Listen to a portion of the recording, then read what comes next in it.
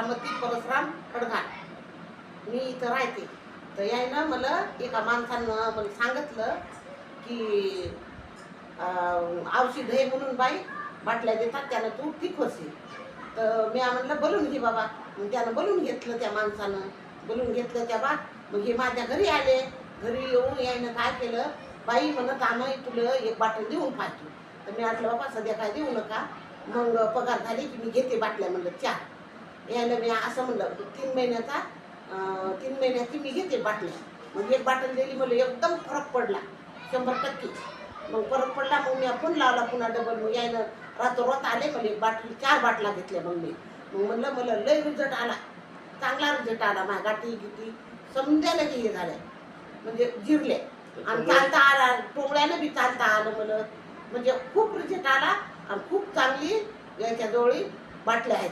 हे कोण नाही बी घ्यावा बाटल्या, असा रिझल्ट खूप चांगला आहे याचा.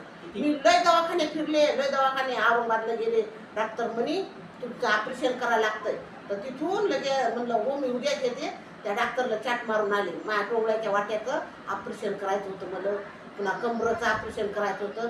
मी काय ऑपरेशन केलं नाही. मी आले, मी मुलगी बायको आहे, पण मी काय ऑपरेशन, मी पुण्याला जाणार होते ऑपरेशन करायला, पण तिथून बी पळून आले.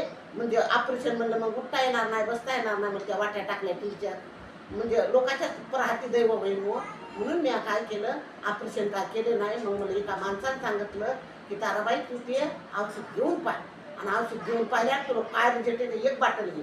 तर मला एका बाटलीला रिझल्ट आला की मला चालता यायला लागले. आता मी गावात जाते, बकऱ्याकडे जाते, मग खूप रिझल्ट आला. आणि समजाय ना की बाटला कोणही बी म्हाताऱ्या माणसानं कोणही घ्यावा, नाहीतर याने बी घ्यावा. असा चांगला रिझल्ट आला आणि चांगलं न्यायचं ईश्वरानं चांगलं करा. थँक्यू आजी, धन्यवाद.